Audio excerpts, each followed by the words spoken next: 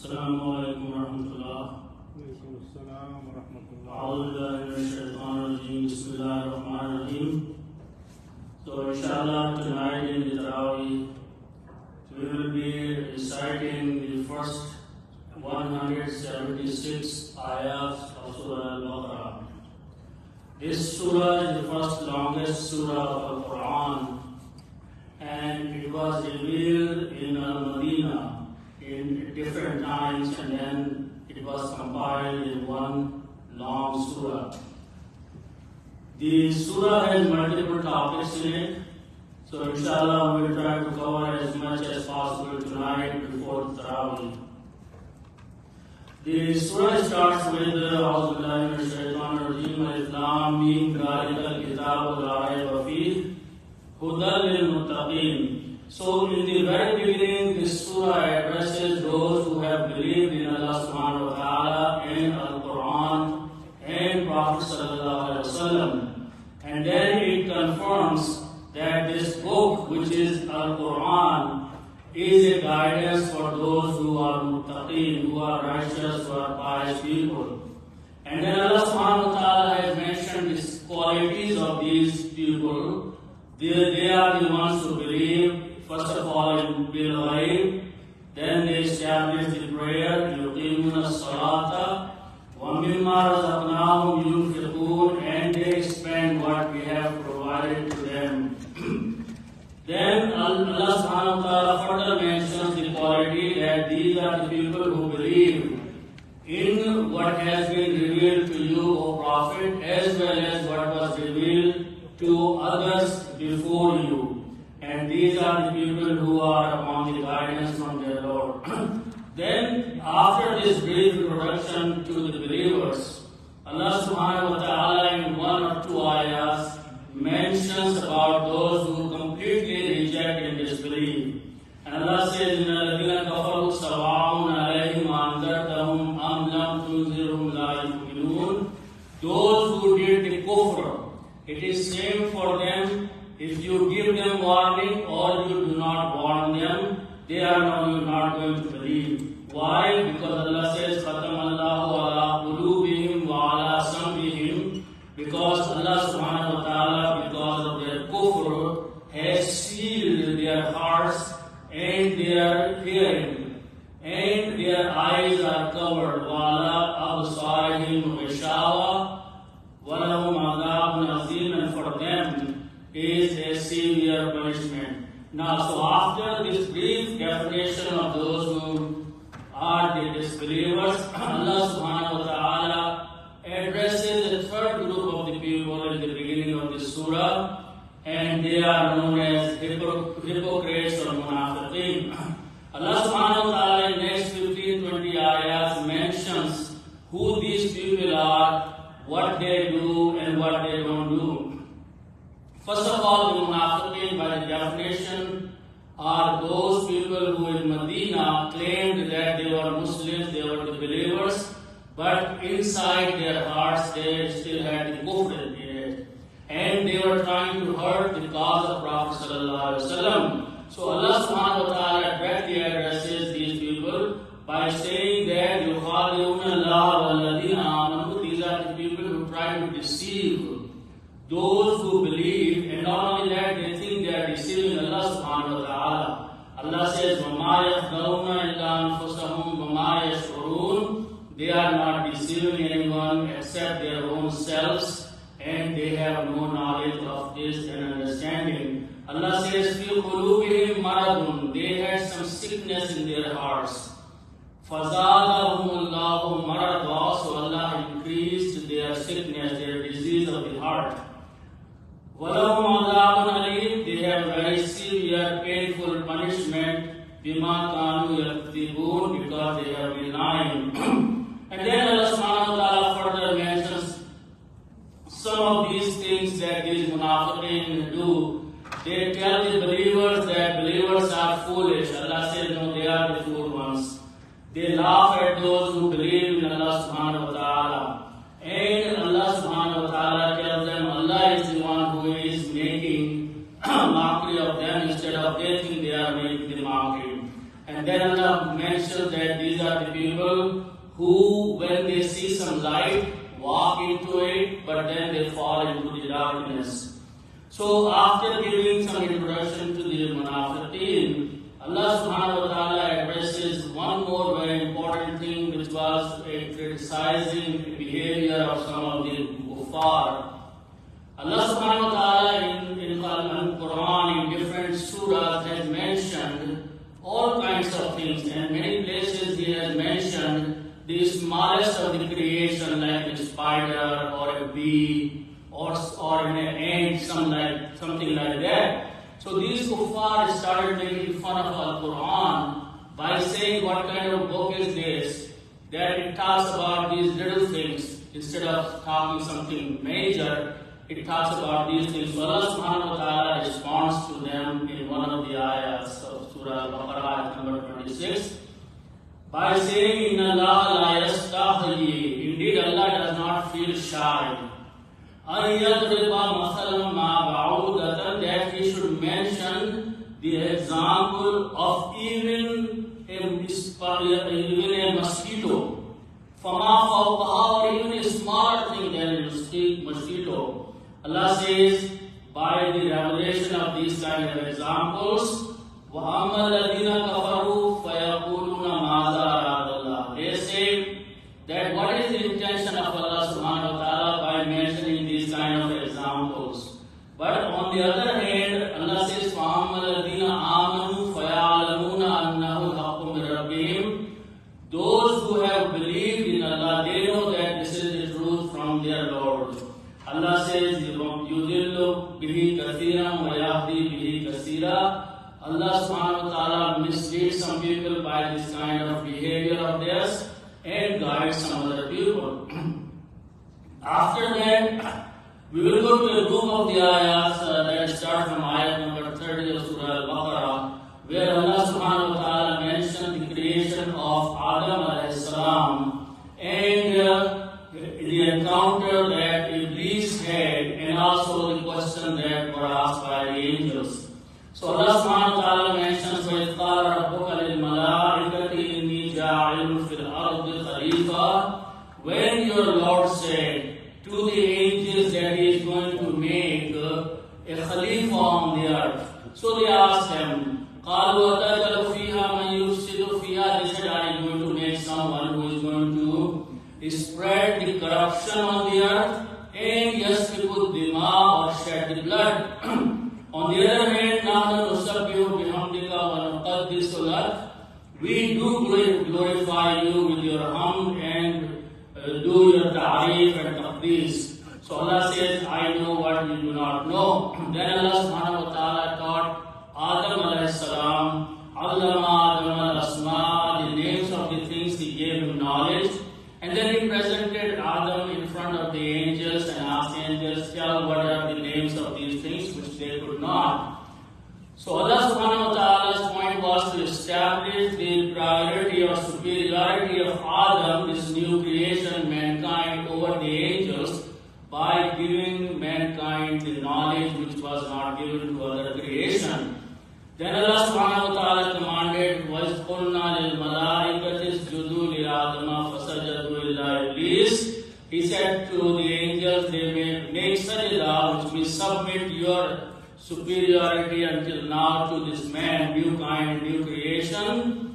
They all made sajda except Shaitan, Iblis, who refused to make sajda, and he was made rejected being on the face of this earth, or in the creation of Allah subhanahu wa ta'ala. And then Allah subhanahu wa ta'ala placed Adam alayhi salam and his wife in the paradise and gave them warning.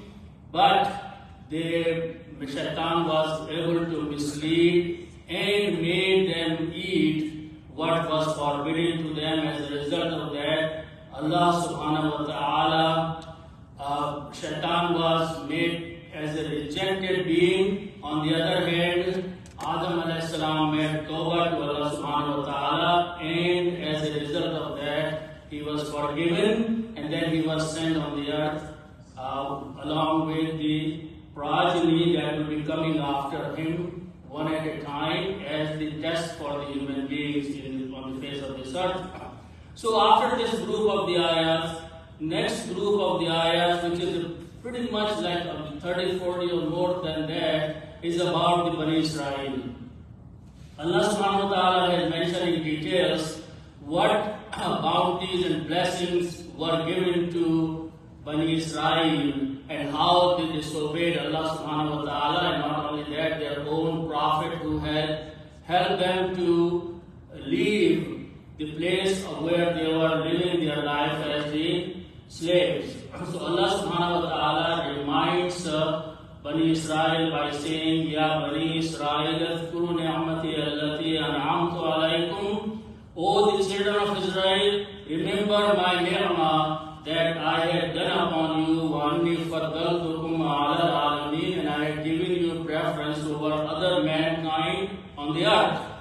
And then Allah subhanahu wa ta'ala reminds that وَإِذْ نَجَّيْنَاكُمْ مِنْ آلِ فِرْعَوْنَ, we have saved you from the progeny and people of the Fir'aun. يَسُومُونَكُمْ سُوءَ الْعَذَابِ, they were inflicting the worst of the punishment upon you. يُذَبِّحُونَ أَبْنَاءَكُمْ, they were slaughtering your children.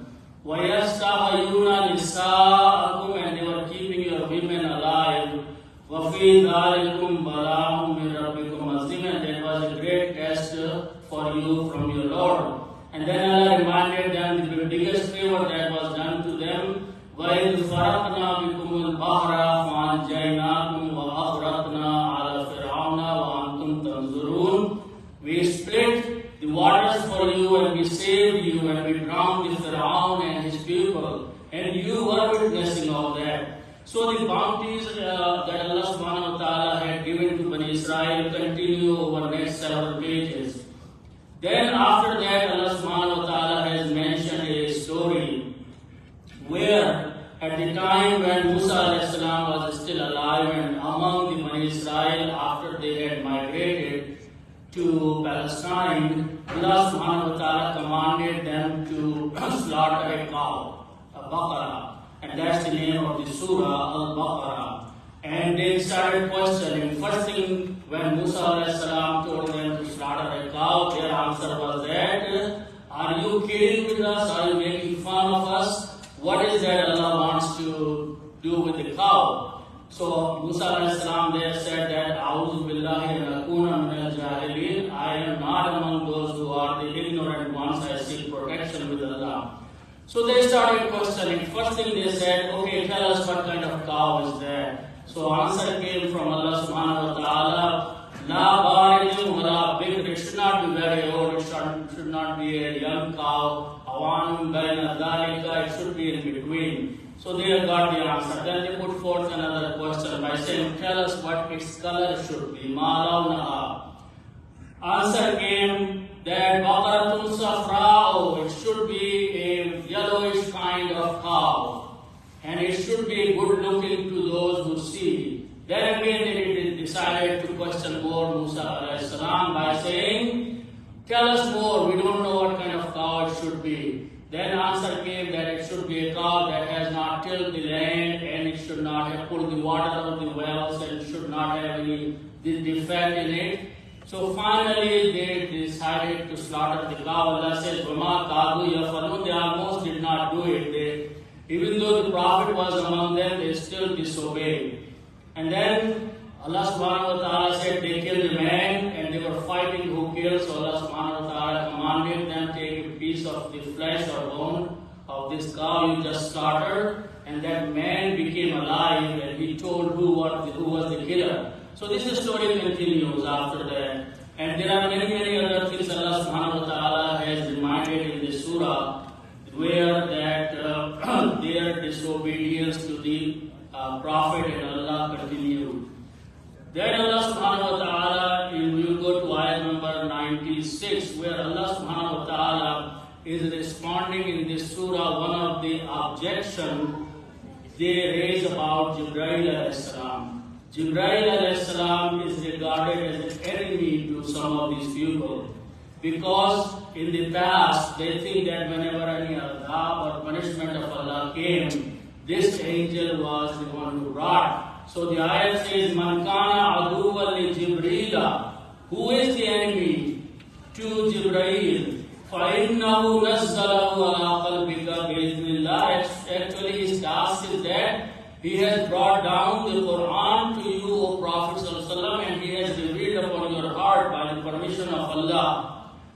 Allah says, Man kana aduwwan, whosoever is the enemy to Lillah, Allah subhanahu wa ta'ala, wa malaikatihi, and his angels, wa rasulihi, and his messengers, wa Jibreel wa Mikala, and Jibreel and Mikail. Allah says, Allah is the enemy to those people. فَإِنَّ اللَّهَ عَدُوٌّ لِلْكَافِرِينَ. Allah subhanahu wa ta'ala will show the animosity towards these people. Then we continue after that. The ayat number 102 is another blame they placed upon Sulaiman alayhi salam. They said that Sulaiman alayhi salam committed shirk. He went and he worshipped on the idols in a temple. One of his wives was from Egypt, and she had not accepted the faith of Sulaiman alayhi salam, so she made a temple, put the idols in there, and Jews believe and blame Sulaiman alayhi salam that he went into that temple and he worshipped to those idols. And also there are many other blames they place upon. So Allah subhanahu wa ta'ala in the Quran defends that he was a messenger and he was a prophet. وَاتَّبَوْا مَا تَتْلُو الشَّيَاطِينُ عَلَىٰ مُلْكِ سُلَيْمَانَ وَمَا كَفَرَ سُلَيْمَانُ. Allah says Sulaiman did not commit kufr. وَلَكِنَّ الشَّيَاطِينَ كَفَرُوا. Kufr was done by the shayateen and his followers. يُعَلِّمُونَ النَّاسَ السِّحْرَ. They used to teach magic to the people. And what they used to do with the magic, they will use this magic to split and create a difference between the husband and the wife. And when in normal family life some sort of dispute is created and the woman is left alone, then these people will go and take advantage of the woman. So this is what they were doing. Allah subhanahu wa ta'ala has condemned all those things in this surah. Then we will continue about the story of Ibrahim alayhi salam when he built the Kaaba, and this is ayat number 123. As I mentioned tonight, we will be reciting first 176 ayats of Surah Al-Baqarah, the first juz and about 3 or 4 pages after that. So that's the quantity we will be reciting tonight. So we are having a brief summary of major aspects of the surah. Allah subhanahu wa ta'ala mentions about Ibrahim alayhi salam that he tested وَإِذِ ابْتَلَىٰ إِبْرَاهِيمَ رَبُّهُ بِكَلِمَاتٍ فَأَتَمَّهُنَّ. So Allah subhanahu wa ta'ala tested Ibrahim alayhi salam and he passed in all those tests that he was tested with. Allah says, قَالَ إِنِّي جَعِلُكَ لِلنَّاسِ إِمَامًا. Allah said to Ibrahim, I will make you the imam, the leader of the people. قَالَ وَمِن ذُرِّيَّتِي. So Ibrahim alayhi salam said, how about my progeny? Allah said, no. Whoever is going to submit, who are going to be righteous, then those will be the people who will be given the honor of leading, otherwise rest of them will be disobedient. Then Allah says that Ibrahim alayhi salam, by the commandments of Allah subhanahu wa ta'ala, built the Kaaba. And Allah subhanahu wa ta'ala commanded, وَأَهِدْنَا إِلَىٰ إِبْرَاهِيمَ وَإِسْمَاعِيلَ أَن طَهِّرَ. That make sure you keep pure and clean this house. And he commanded that to Ibrahim and his son Ismail. And this should be my bed. Allah called it Bayti, my bed, my house. The Kaaba and the Baytul Haram is called my house by Allah. And the purpose is mentioned here. 4 things are mentioned, but that should be done in the Kaaba. لِلطَّائِفِينَ وَالْعَاكِفِينَ وَالرُّكَّعِ السُّجُودِ. Those people who will do the tawaf, those who will do the i'tikaf, and those who will do the ruku and sajda, these are the functions that have to be performed inside the Kaaba. And Ibrahim alayhi salam made dua to Allah subhanahu wa ta'ala, and one of the duas was that, Rabbana wab'as fihim rasulan. O Allah, appoint among these people a messenger. Min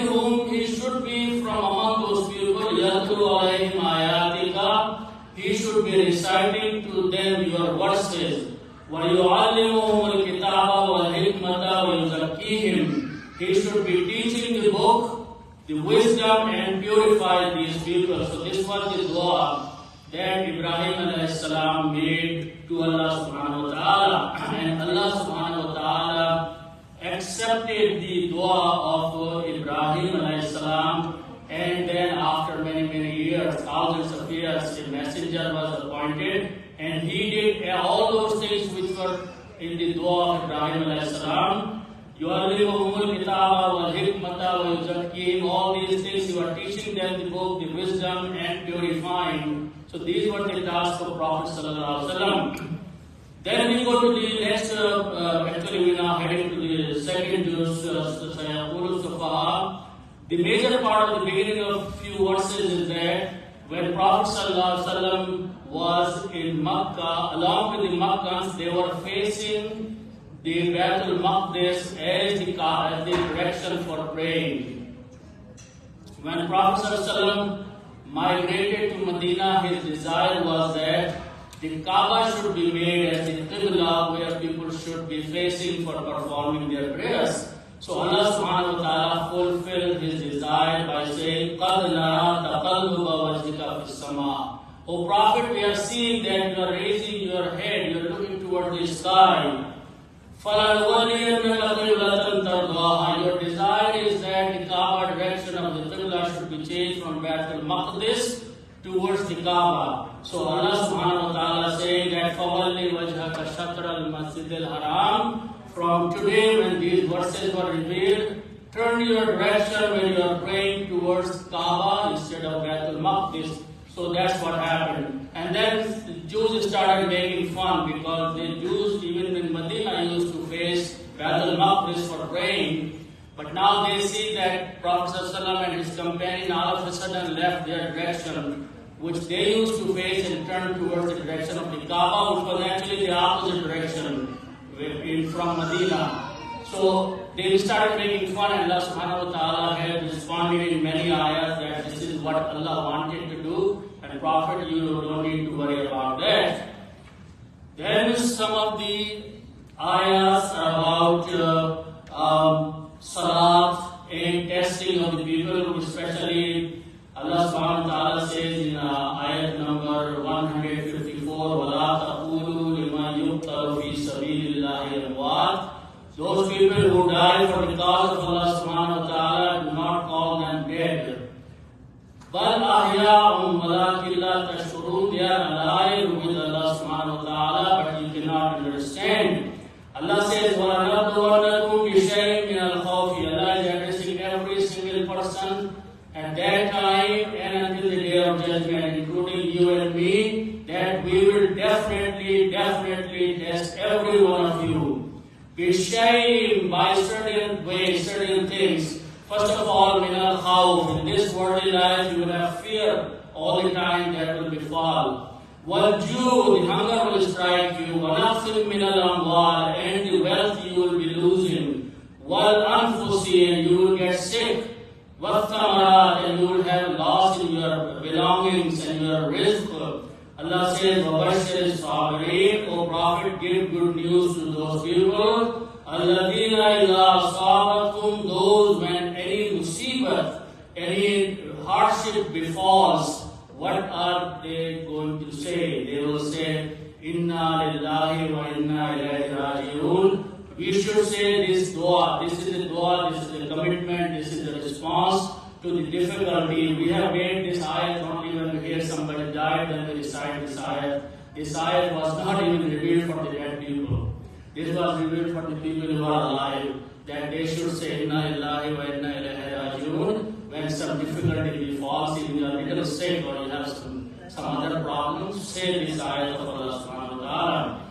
So inshallah we will finish now, and as I mentioned that today we will be reciting in Traweeh ayat number 1 of Surah Al-Baqarah to ayat number 186, which comprises the first complete juz and about 3 or 4 pages of the second juz.